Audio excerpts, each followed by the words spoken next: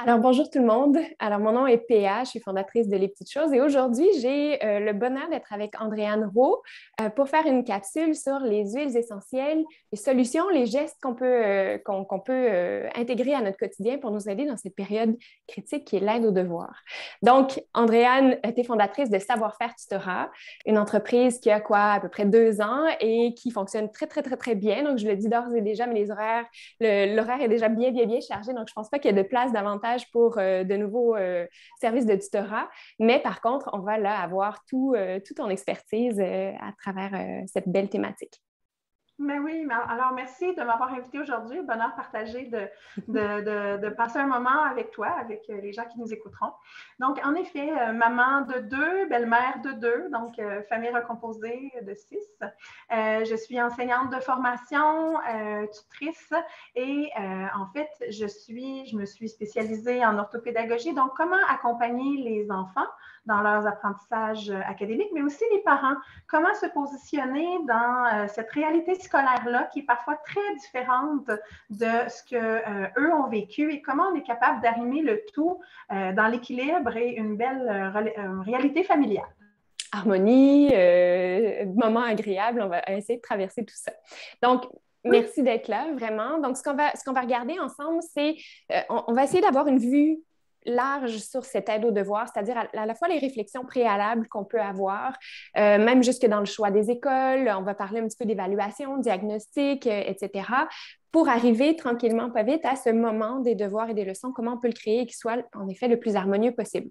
Donc, moi, je vais y aller d'expériences, de partage de gestes, de rituels qu'on peut intégrer à notre quotidien avec les huiles essentielles et les solutions doTERRA comme à l'habitude, pour vraiment rendre ce moment-là le plus doux et le plus fluide possible dans notre quotidien. Et toi, tu vas nous apporter justement ce savoir peut-être un petit peu plus théorique, réfléchi le sur la chose. savoir-faire. Exactement, c'est tout à fait ça. Donc, commençons avec justement le champ large, les Oui. réflexions préalables à avoir. Donc, tout d'abord, moi, je pense que c'est important de se faire une tête sur le choix des écoles quand le choix est possible. Oui, Donc, qu'est-ce qu'on veut comme réalité comme pour notre enfant? Parce que nous, en tant que parents, on a tous vécu quelque chose. Des fois, on veut que notre enfant vive la même chose. Des fois, on veut que notre enfant vive complètement l'opposé. Donc, quelle école sera en mesure de nous proposer une réalité qui est propre à nos valeurs? Mais aussi, il faut penser que la réalité soit propre à l'enfant aussi, à sa personnalité. Donc, qui dit école, dit souvent activité parascolaire et de voir comment cette réalité des activités parascolaires nous permettent d'avoir un certain équilibre parce que l'école, les activités après l'école et après les activités, souvent, il y a les devoirs. Donc, de prendre le temps de bien choisir les activités que les enfants choisiront pour être en mesure que ça rentre dans notre horaire et qu'on n'ait pas un coup de renonciation de dire ben, mon enfant participe au parascolaire, mais j'ai plus de temps pour les devoirs. Donc, de quelle façon on peut faire des choix pour avoir justement cette belle équilibre-là. Donc, je pense que c'est important de l'avoir en tête quand l'école commence, les activités parascolaires nous demandent de nous inscrire, donc de l'avoir en tête et de discuter avec l'enfant. Si on met l'activité parascolaire de ton choix là, les devoirs, où penses-tu les faire? Donc, de commencer à placer nos pions. Il y a l'école, il y a des activités parascolaires et des fois, nous-mêmes, notre implication à l'école. Donc, comment on place tout ça dans notre horaire? Il y a, juste Donc, avant d'enregistrer, tu oui, partageais quelque chose qui est sympathique aussi, c'est-à-dire que parfois, dans certains cas, l'école est un lieu qui est pas rempli de plaisir pour certains enfants. Hein. On souhaite vraiment faire en sorte qu'il y ait de la oui, joie, il y ait du plaisir d'aller à l'école, ça c'est certain, mais parfois, c'est pas le cas. Et en ce sens-là, sans vouloir trop surcharger l'horaire, c'est vrai que les activités parascolaires peuvent être ce lieu qui, dans l'école, apporte joie et bonheur et plaisir et accomplissement. Et donc ça, c'est intéressant à peser aussi dans cette réflexion-là. À quel point on ne veut pas surcharger l'horaire, on va se garder du temps, on place nos pions, comme tu le dis, oui. mais de s'assurer aussi que est-ce que c'est par le biais des activités parascolaires que mon enfant va prendre plaisir à aller à l'école? Je trouve ça intéressant. Oui, complètement, hein, parce que la motivation scolaire est importante, la motivation intrinsèque, que ça vienne de l'intérieur. Hein, et des fois, quand il a choisi son activité, que c'est le seul moment, que c'est l'activité qu'il a vraiment choisi avec ses amis, mais en ce moment-là, c'est important de garder ce moment de bonheur-là pour y associer des émotions positives. Ça nous donne envie d'y retourner. Donc, ça, c'est important là, de cultiver ces petits moments-là et de les encourager en tant que parents. Exact. Sous-jacente à tout ce monde scolaire-là, parfois, on nous propose des évaluations scolaires au niveau pour comprendre un peu où en est l'enfant dans ses apprentissages. Certains parents choisissent d'aller faire évaluer leur enfant pour comprendre qu'est-ce qui se passe.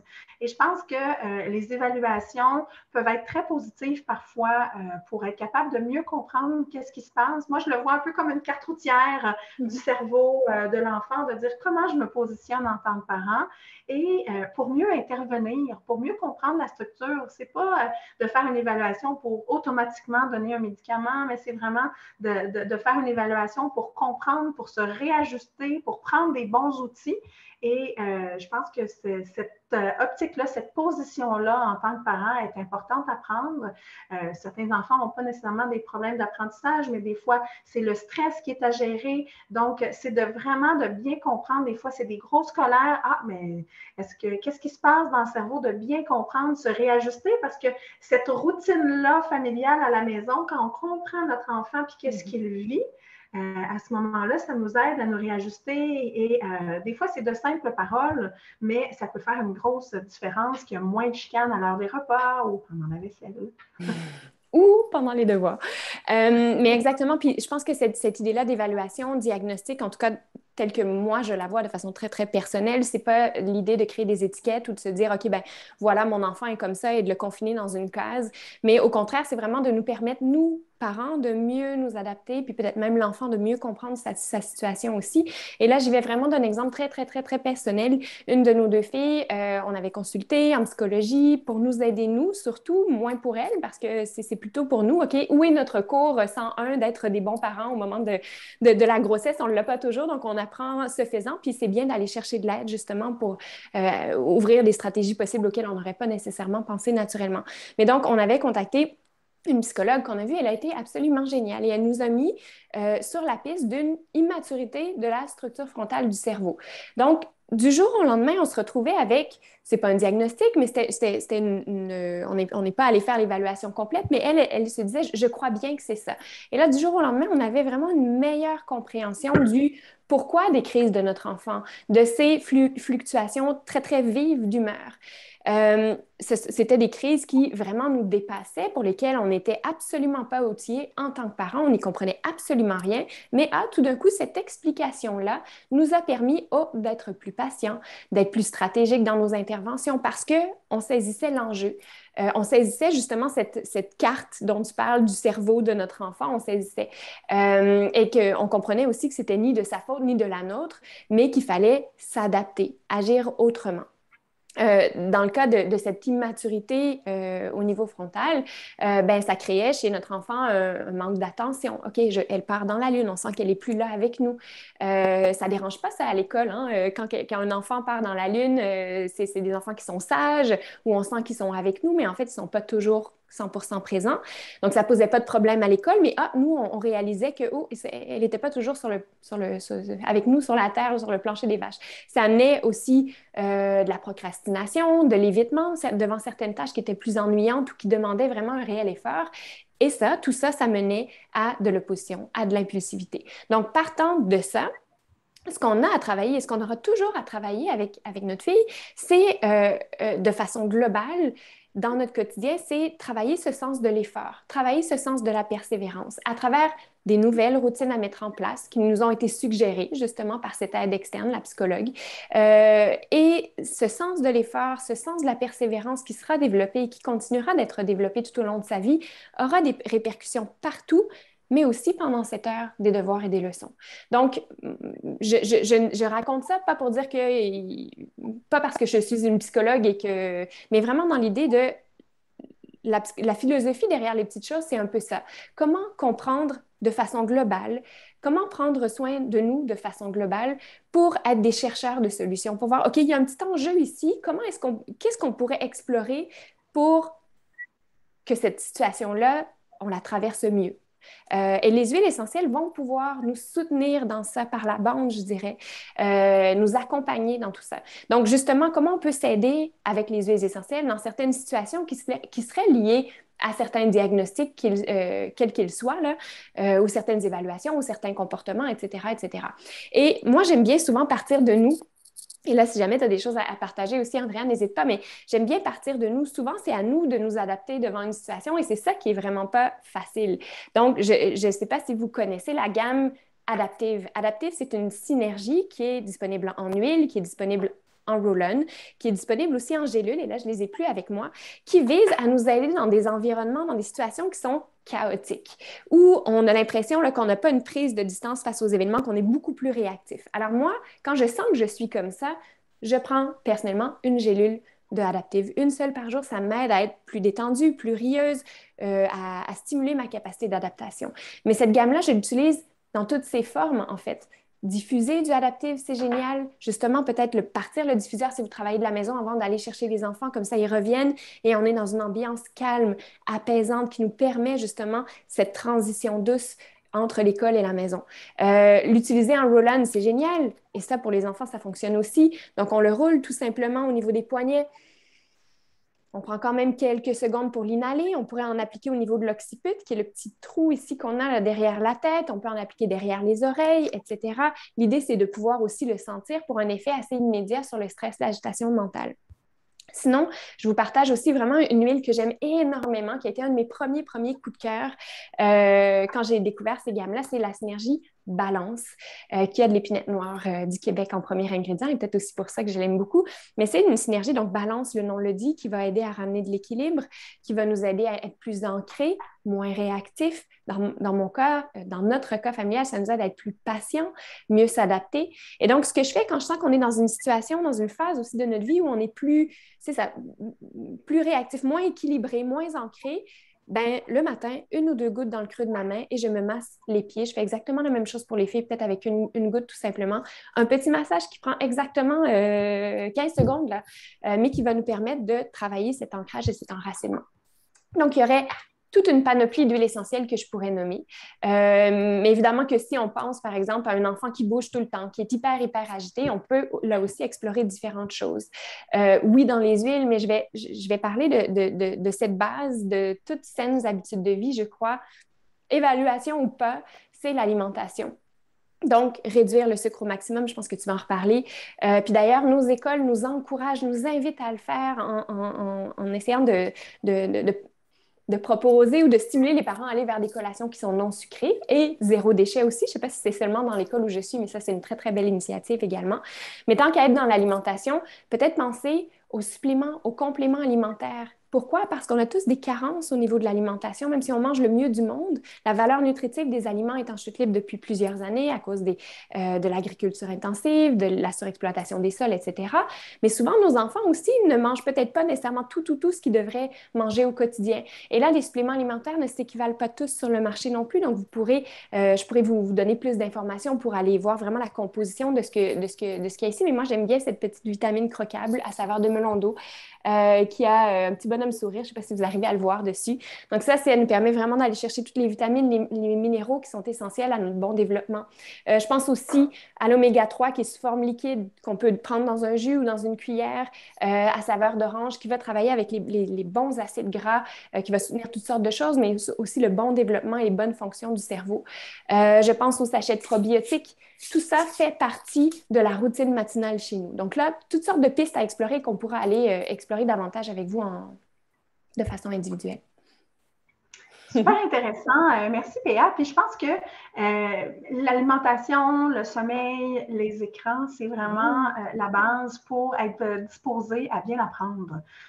Autant pour les devoirs que quand on arrive à l'école, en tant qu'enseignante pendant presque 12 ans au 3e cycle, donc 5e, 6e année, les enfants, souvent, je le voyais, ceux qui mangeaient plus de sucre et des fois, il y avait beaucoup d'énergie. Après ça, il n'y en avait pas beaucoup. Des fois, fois, c'était plus difficile de se contrôler. Donc, l'alimentation, d'essayer de diminuer le sucre le plus possible. Puis c'est certain que quand on a une petite baisse d'énergie, on cherche à avoir du sucre, oui, mais je pense qu'il y a possibilité d'avoir certaines collations qui sont agréables à manger pour les enfants, pas juste des épinards ou des chips de kale, là, mais vraiment quelque chose qui est visuellement intéressant et coloré à manger, sans que ça soit déjà préemballé, chocolaté et tout. Donc l'alimentation, tant en salle de classe que quand je fais les devoirs avec les élèves ou le soutien ou en tant que ma réalité de maman, je vois une grande différence sur mes enfants. C'est le premier, excuse-moi, je te coupe, mais c'est le premier pilier des saines habitudes de vie. Tout repose sur cette alimentation saine. C'est le carburant qu'on donne à notre corps. Donc, à l'école comme à la maison, c'est fondamental de s'y Exactement. Puis, donc, moi, ce que je trouvais important, c'était de le mentionner aussi en tant qu'enseignant. Je le voyais, en tant qu'enseignante, je le voyais dans ma classe. Je le vois chez mes enfants, comment un de mes enfants, quand il mange trop de sucre, il y a de l'eczéma un petit peu. Donc, c'est vraiment le corps réagit rapidement. Oui. La deuxième bonne habitude, je pense, à faire, c'est de limiter les écrans. Oui, j'enseigne en ligne. J'aime beaucoup tout ce qui se passe en ligne, mais je pense que d'avoir un équilibre, je pense que c'est comme ça partout.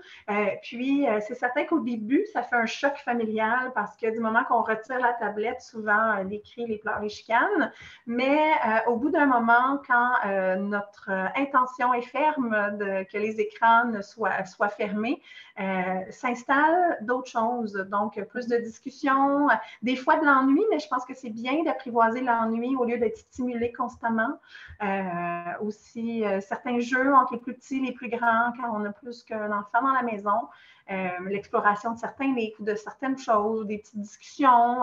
Je pense que c'est important et ça favorise aussi mon prochain point qui est le sommeil.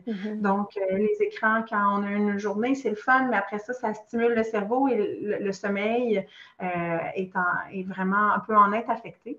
Donc, c'est important. Là, ce sont 3 points dont je voulais prendre le temps d'appeler parce que autant pour une bonne santé, mais surtout dans l'apprentissage, d'être capable de bien balancer ces 3 points-là, ça fait une grande différence pour les devoirs et à l'école. En tant que Will, toi, est-ce que tu aurais quelque chose à proposer dans ça? Assurément. Je suis certaine que tu as déjà certains rituels chez toi aussi. Mais c'est sûr que je parlais d'alimentation comme base, comme pilier des saines habitudes de vie. Tout de suite après, c'est la gestion du stress, gestion du sommeil. Donc, tout ça repose l'un sur l'autre. En effet, et c'est cette espèce de cercle vertueux dont tu parles souvent. Comment est-ce qu'on peut créer les conditions favorables de façon globale? Et oui, on va arriver à cette heure-là précise. Donc, comment les trucs et astuces, mais tout ça, se prendre soin global, bien large dans notre équilibre de vie, va avoir un immense impact. Et là, bon, en huile essentielle, c'est sûr que les huiles essentielles qui sont calmantes, qui sont apaisantes, qui vont amener vers un sommeil profond, qui vont permettre de déjouer certains états de stress, par exemple, vont améliorer le sommeil. Donc, il y a toutes sortes de rituels sympathiques à créer. Là, je vais m'orienter vraiment pour les enfants, mais ce sont des outils que vous pouvez utiliser pour vous aussi parce que votre sommeil à vous va vous permettre d'être plus patient, etc., etc. C'est la roue qui tourne encore. Donc, il y en a toutes sortes. Pour les enfants, j'aime beaucoup dans la gamme enfants, justement. Donc, c'est des petits roll-on qui vont être parfaits là, à partir de l'âge de 2 ans. Donc, ils sont parfaitement dilués. Donc, dans ça, ce sont des mélanges. Dans celui-ci, par exemple, c'est le Calmer. Il y a de la lavande, cananga, bois de Bouddha et camomille romaine. Donc, ça, c'est une petite synergie toute simple et il s'agit d'enseigner, de partager à nos enfants comment l'utiliser, à quoi ça peut servir et ça va devenir un outil extraordinaire pour eux. Un petit bâton de super-héros, en fait, pour dire, OK, ben voilà, j'ai mon outil qui va m'aider à m'apaiser et à m'amener dans un sommeil profond. Donc, ce que les filles font, c'est qu'elles en mettent au niveau des poignets. Elles prennent le temps de le ressentir et de toute façon, quand on dort, souvent on est comme ça, donc on l'a près du nez, ça a un bel impact. Moi, j'aime aussi beaucoup l'application sous les pieds. J'explique en atelier pourquoi c'est pertinent sous les pieds. Mais faire un aller-retour tout simplement, un petit massage le long de la colonne vertébrale. On peut faire un cœur au niveau du cœur. Vous pouvez imager aussi les applications pour que ça résonne chez votre enfant. Et ça, c'est vraiment des huiles qui vont permettre de s'apaiser, de se calmer. Ensuite, d'autres possibilités, en fait, il y a une infinitude de possibilités. J'aime beaucoup, beaucoup le vétiver, dont je vais reparler aussi tout à l'heure, qui est une huile essentielle beaucoup plus épaisse. C'est une racine qui vient d'Haïti. C'est peut-être pas l'arôme que les enfants préfèrent d'ores et déjà, Mais quand on la mélange, par exemple, avec le Sérénité, qui en contient déjà, Sérénité, c'est une belle synergie aussi avec toutes des huiles calmantes et apaisantes, ben, ça va nous permettre de nous ancrer, hein. Le vétiver, c'est une racine, donc ça nous amène l'énergie dans le sol, dans les jambes, de sortir de l'agitation mentale et vraiment d'aller vers un grand, grand, grand repos. Il y a une synergie que j'adore diffuser. Donc, les diffuseurs, c'est des diffuseurs à eau que je recommande vraiment pour une diffusion très, très, très, très douce. Et là, on y va avec 1 ou 2 gouttes maximum dans une chambre. Et le mélange favori de mes filles, ben, c'est l'orange, qui est probablement l'huile la plus accessible pour les enfants parce que c'est une odeur qu'ils connaissent, qu'ils reconnaissent, qui fait du bien, qui est hyper positivante. Donc, c'est un arôme qui va amener de la bonne humeur, mais dans le calme. Donc, oui, ça énergise, mais dans le calme et dans la bonne humeur. Et quand on le mélange avec de la lavande, qui a des propriétés très calmantes et apaisantes, mais c'est une très, très belle combinaison. Je pourrais parler de la camomille romaine, que les enfants aiment aussi beaucoup, parce que c'est une huile qui, à mon avis, sent la tarte aux pommes. Ça sent super bon. On pourrait l'utiliser seul, le mélanger encore une fois. On l'utilise avec du copaiba, qui est une autre très grande huile qui va aider à apaiser l'agitation mentale, le système nerveux, etc. Puis, même avant d'entrer dans la chambre, oui, on pourrait partir le diffuseur une vingtaine de minutes avant. Donc, quand on entre dans la chambre, toutes les particules volatiles sont déjà là pour nous amener dans un sommeil profond. Donc, on a déjà créé cette ambiance et de travailler aussi l'ancrage, hein, quand on associe une huile essentielle avec un état d'endormissement, un état d'apaisement, ben, le cerveau va faire le travail tout seul, hein. La voie aromatique, et là je vais un petit peu plus loin que ce que j'avais prévu, mais la voie aromatique est la façon la plus rapide d'atteindre notre cerveau et ça peut nous permettre de travailler au niveau du cerveau limbique, qui est le berceau de la mémoire, le berceau des émotions, de travailler des arômes pour nous ramener dans des situations positives, favorables. C'est extrêmement puissant en fait. Mais avant tout ça, il y a la routine dodo souvent qui apparaît le soir, pas la routine dodo, la routine de bain qui apparaît aussi avant la routine dodo, qui mène au dodo, qui fait cette transition vers le moment d'aller au lit. Et là, ben, on peut prendre du sel d'Epsom, qui est du sel de magnésium, on le prend non aromatisé parce qu'on va ajouter nos huiles essentielles pures, naturelles, dedans. Donc, on pourrait se faire un bain au sel d'Epsom calmant et la synergie balance, par exemple, ou l'orange ou la lavande, etc. Si vous hydratez la peau de vos enfants, c'est important aussi, ça contribue à un bon système immunitaire. Et toutes sortes d'autres choses. Mais on pourrait ajouter, aromatiser notre crème neutre naturelle avec une goutte de lavande, avec une goutte de ces huiles essentielles qui sont apaisantes. Donc, ce sont toutes sortes de petits gestes tout simples qui ne sont pas à intégrer tout d'un coup parce que ça deviendrait trop, mais un à la fois. On intègre ces petits rituels-là qui nous permettent de mieux vivre les situations. Super. Alors maintenant, on se rapproche du Oui. vif du sujet au niveau des devoirs. Mm-hmm. Et tout d'abord, comment préparer le cadre qui mène au devoir? Donc, connaître l'enseignant, son nom et le fonctionnement de l'école. Donc, souvent, en début d'année, la rencontre d'enseignants, ça nous explique un peu la poutine de classe. Et moi, ce que j'aime bien, c'est d'expliquer aux parents, c'est important de connaître les manuels, le nom des manuels ou un peu les abréviations utilisées à l'école qui peuvent avoir changé du moment de quand nous, on était à l'école, pour comprendre quand l'enfant en parle, j'étais dans tel cahier, mais dans le fond, mon cahier de français, au-delà des mots, au duo, au matcha, pour être capable de bien comprendre de quoi il parle. À quoi il fait référence. Mm-hmm. Exactement, complètement. Ensuite, s'informer des exigences de l'école. Donc, que ce soit des projets, que ce soit des devoirs, que ce soit de l'étude, d'un cercle de lecture, je pense qu'il faut voir qu'est-ce que l'école s'attend. Parce que certains parents, des fois, veulent toujours pousser plus loin, ce que j'encourage, c'est pas mauvais, mais des fois, ce que le parent demandait de faire n'était pas ce que l'enseignante avait demandé de faire. Donc, s'assurer de bien comprendre c'est quoi les demandes de l'enseignant. Et des fois, on va en faire un peu plus, puis il complète le cahier qui est fait pendant l'école. Donc, des fois, si vous avez envie d'en faire plus, de construire cette relation-là avec l'enseignant, de dire qu'est-ce qui pourrait être pertinent de faire. Comme ça, on travaille vraiment en collaboration avec l'enseignant, puis ça prend un peu plus de sens. Et autre chose aussi qui peut être pertinent, c'est dans la compréhension du jargon, il y a les manuels, mais il y a aussi toutes les nouvelles façons d'appeler les choses, notamment en grammaire, avec la grammaire nouvelle. Les parents, des fois, se sentent un peu perdus. Donc, des fois, de prendre le temps de feuilleter pour comprendre le complément d'objet direct qui est rendu le complément direct. Les groupes du nom, hein, c'était des choses qu'on apprenait différemment. Donc, pour être capable de bien accompagner, je pense que c'est important de prendre le temps de tout regarder, qu'est-ce qui est autour de ça. Réapprendre à notre tour. Oui, exactement.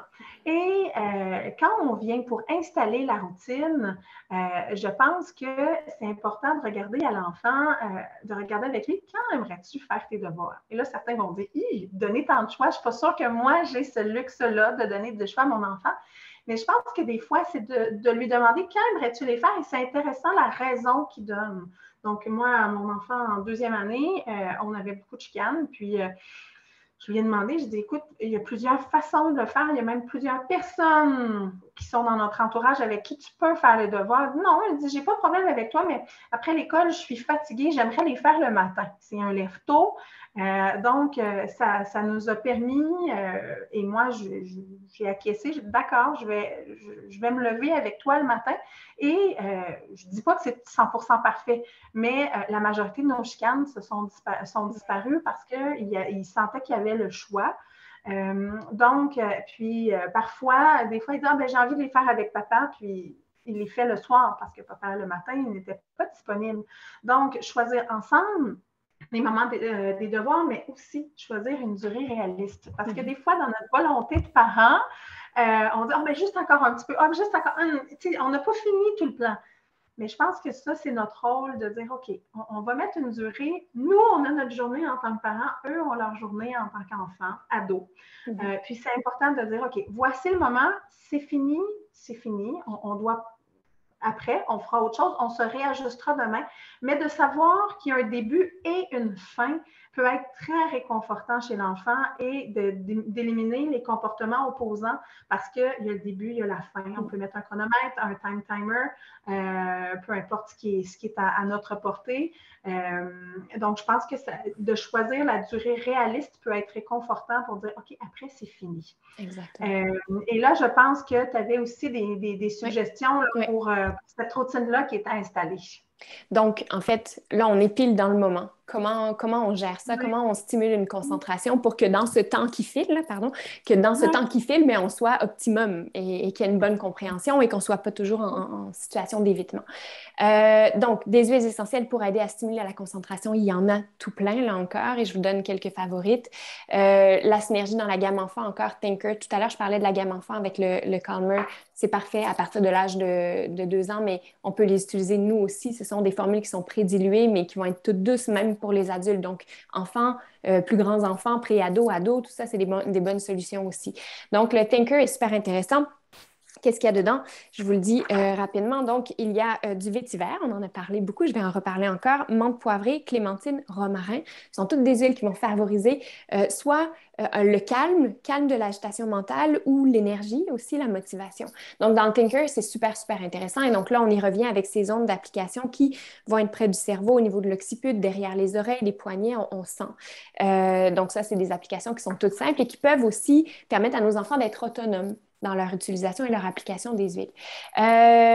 Je reviens avec le fameux vétiver qui est toujours là. Vétiver lavande, on pourrait se faire notre propre roll-on, donc se procurer ces petits bâtons avec applicateur à billes, là je vous le montre, vide et les remplir nous-mêmes. Et là, je pourrais vous guider justement dans la quantité d'huile essentielle à mettre versus l'huile végétale de coco fractionné que j'utilise moi pour vraiment avoir la bonne dilution selon l'âge de votre enfant. Donc ça, pour ça, je serai là. Je parlais du adaptif tout à l'heure, je ne sais pas si vous vous en souvenez, mais l'adaptif va aussi nous permettre d'apaiser l'agitation mentale pour avoir un meilleur focus, un meilleur calme, une meilleure concentration dans l'heure des devoirs. Parfois, on a besoin de motivation parce que c'est pas l'activité qui nous tente le plus. Ben, il y a la synergie Motivate qui est excellente aussi, qui a plein d'agrumes dedans, donc ça apporte de la bonne humeur, attendez, je pourrais peut-être vous retrouver même la composition exacte. Il y en a tellement que je les retiens pas toutes, mais le Motivate, donc on a de la menthe poivrée, clémentine, coriandre, basilic, yuzu, mélisse, romarin et vanille. Donc c'est une très, très, très, très belle composition qu'on n'a pas à créer nous-mêmes, qui existe déjà dans une petite bouteille. Et là, ça, moi, j'aime bien la diffuser.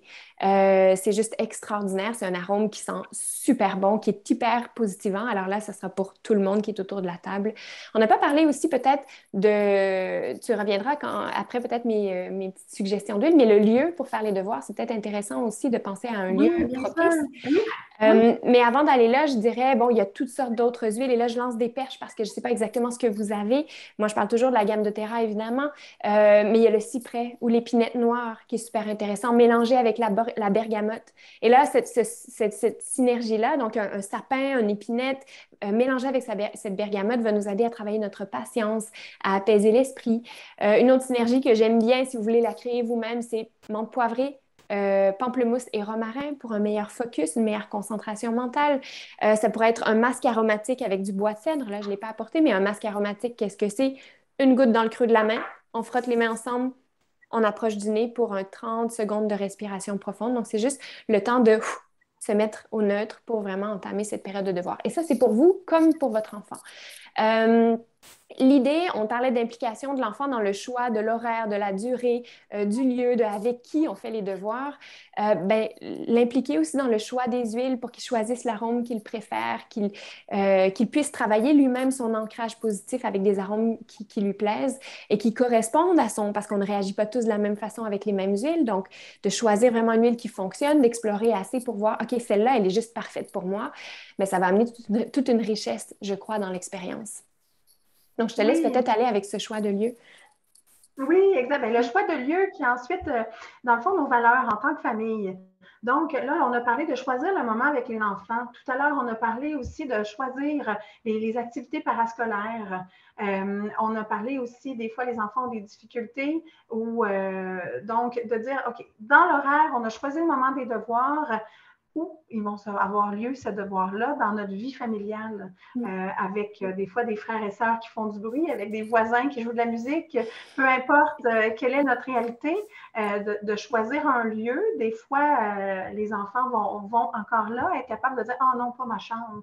Ou oh non, tu sais, donc de vraiment d'aller leur demander quel lieu porte à ça. Parce que c'est certain que si je suis sur le coin de la table entre une banane, une tache de ketchup, puis là que tout peut être sale ou dans la chambre où je vois juste mes jouets puis j'ai envie de jouer, ça dépend de la personnalité de l'enfant. Donc, de déterminer un lieu où il y a les crayons, les effaces, du papier brouillon. Donc, d'avoir toujours le matériel pour pas que du moment qu'on commence à s'asseoir, ben, il y a 10 minutes d'organisation au préalable. Donc, je pense que c'est bien d'avoir tout concentré en un lieu pour être capable de favoriser, de s'y mettre plus rapidement. Et qui n'est pas au Puis moi, ce milieu de que la j'aime télévision ou de la radio ou des enfants qui jouent, beaucoup, d'essayer de trouver un lieu qui est... exactement, oui, bon point. Puis, donc, et moi, ce que j'aime bien, puisqu'on est une famille nombreuse, là, c'est d'avoir un horaire. Elle n'est pas toujours sur le frigo, mais on l'a fait avec les enfants à la table. On dit, OK, le lundi, le mardi, pour qu'on sache, on place les choses. Dans le fond, c'est d'expliquer nos valeurs. Nous, dans notre famille, qu'est-ce qui est important? On veut tel moment en famille, on veut tel moment. On a expliqué pourquoi il n'y avait pas d'écran la semaine. On a expliqué, donc, de mettre nos valeurs, d'expliquer nos attentes. Et cet horaire-là, ça permettra aux enfants de savoir aussi, c'est quand, non seulement le moment de jouer avec le parent, mais le moment de devoir. Donc, et il y avait un élève qui m'avait déjà dit, ah, mais tu sais, Andréane, les parents sont là pour m'aimer, puis toi, tu es là pour travailler avec moi. Puis j'avais bien aimé ça. Puis je pense que dans l'horaire, c'est important de dire, OK, mais c'est quoi notre moment de jeu, notre moment de temps familial? Puis je pense que, justement, c'est vraiment l'équilibre. Donc, nous, en tant qu'adultes, c'est quand on est capable d'avoir un peu de silence dans notre journée pour juste faire nos petites choses, mais aussi de jouer avec notre enfant, qui est un moment qui peut être extrêmement ressourçant. Et je sais qu'entre le souper, le travail, les réunions, le ménage, le lavage, les lunchs du lendemain, les devoirs, des fois, ce temps-là, on dit, mais il n'existe pas. Mais des Mais je pense fois, il nous qu'il... sauve pas de chicane de Exactement. ces 10 minutes-là C'est ça. qui est pris pour connecter avec l'enfant, puis être capable là, de jouer. Donc, oui, papa, maman demandent des choses, de l'aide au repas, demandent les devoirs, mais aussi de s'assurer que l'enfant sache. Oui, il y aura du temps de jeu, il y aura du temps de qualité où on sera ensemble pour s'amuser sans tâche, sans rien d'autre. Je pense que ça vient ajouter une donnée qui est intéressante à notre équilibre, justement, là-dedans. Complètement. Et Si je oui, peux juste revenir sur ce que tu as dit, parce que c'est des expériences que j'ai mis en place aussi, de le réserver, tu as glissé rapidement le 10 minutes, mais si on arrivait 10 minutes, c'est pas très long, hein, on peut l'intégrer, oui, mais si on le oui, réserve comme pleine présence avec notre enfant, en effet, ça va dénouer toutes sortes de situations au-delà, et ça va nous permettre, oui, on a l'impression qu'on est toujours avec nos enfants en dehors de l'école, ils sont là, ils sont partout, mais d'être pleinement présent avec eux, ça va changer toutes sortes de choses autour et améliorer les relations, améliorer l'heure du devoir, etc. Donc ça, c'est bon. Et tu parlais aussi d'avoir un horaire qui est affiché ou non, ou en tout cas qui a été discuté. oui, C'est quelque chose que je faisais personnellement alors que mes filles étaient toutes petites, un horaire visuel qu'on venait même... il y a de super belles ressources qui existent aussi sur le marché qui sont déjà toutes faites. Mais moi, j'ai toujours aimé le faire dans un processus de, OK, on fait ça le dimanche là ou le week-end, on se prend un moment, on décide cet horaire-là ensemble, donc encore une fois, les impliquer, mais y aller aussi avec du visuel. Et même encore aujourd'hui, mes filles ont 7 et 9 ans. C'est un repère visuel pour elles. Ça les aide à se structurer, ça les aide à s'organiser. Donc, elles se lèvent le matin, elles vont voir quand il est fait, là, je dois le refaire parce que j'en ai pas en ce moment d'affiché sur le mur, mais à chaque fois, c'est magique.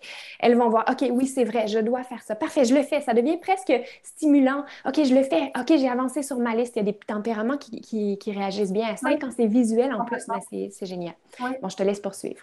Mais oui, puis moi, je pensais aussi qu'en tant que parent, on a eu une réalité scolaire, qu'on a eu de la difficulté, on a eu de la facilité. Et c'est important aussi de relativiser que notre vie scolaire, comme nous, on a eu, Mm. et la vie de notre enfant, elle est différente. Oui. Les attentes des enseignants ne sont pas les mêmes. Ah, mais moi, je faisais 1 heure de devoir, fait que tu vas en faire 1 heure. Oui, mais si ce n'est pas nécessaire, Mm. si l'enfant fonctionne bien, si c'est source de conflit, des fois, il faut se réajuster nos attentes. Oui, mais là, moi, je comprenais tout, lui, il ne comprend rien. OK, mais c'est pas de problème. On va mettre un moment, on va travailler, mais à un moment donné, lui aussi, il a atteint sa limite. Mm. Et je pense que c'est important de prendre un temps de recul en tant que parent pour relativiser ce point-là, pour être capable d'avoir des attentes réalistes. Oui, la Avec pédagogie a énormément Oui, changé aussi dans les dernières années, là, donc les méthodes oui, oui, pédagogiques. oui. Puis Mhm. tout dépendant de notre origine aussi. Hein, des fois, Oui, quand on arrive d'un autre endroit, on a connu un autre système scolaire. À ce moment-là, des fois, on peut se sentir perdu face à ce que mm, notre enfant fait. Donc, de relativiser un peu, puis d'avoir des attentes claires, réalistes, un temps fixe pour les devoirs, c'est ce que je suggère. En fait, j'ai trouvé qu'avec le temps, ça fonctionne quand même bien. oui. Avec les élèves ou les parents avec lesquels j'ai travaillé. Et aller chercher de l'aide aussi externe, c'est-à-dire, oui, soit des Oui, professionnels de tutorat, comme oui, toi tu l'es, mais que ce soit les oui. grands-parents qu'on sollicite. Tu me racontais ça tout à l'heure. Oui, exactement. Mais en fait, c'est des fois, on devient fatigué, on a une grosse semaine, des grosses semaines. Donc, à un moment donné, avec mon numéro 3, il avait dit, ah, mais tu sais, maman, ça ne me tente pas de faire la lecture avec toi. Mon horaire était contraint. Donc, dans ce temps réaliste-là des devoirs, je n'arrivais pas à rentrer la lecture. Mm. Donc, j'avais mis mes parents dans le coup ils avaient le même livre que mon fils. Puis, via un FaceTime, ils pouvaient faire de la lecture avec lui. Donc, des fois, de se tourner vers un parent ou l'autre parent ou quelqu'un de la famille ou vers du soutien. C'est pas obligé toujours d'être des tuteurs payants, mais des gens qui peuvent des fois nous aider dans l'entourage.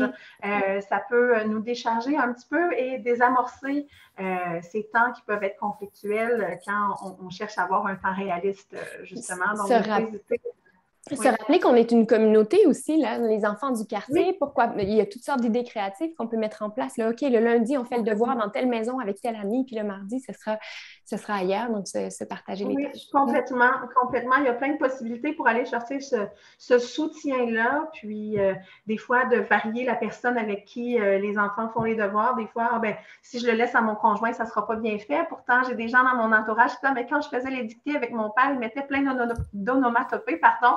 Puis, c'était un moment rigolo qui se souvient encore. Donc, de dire, ben, des fois, notre façon de faire, c'est pas la même que notre conjoint, mais ça peut résonner quand même différemment chez l'enfant.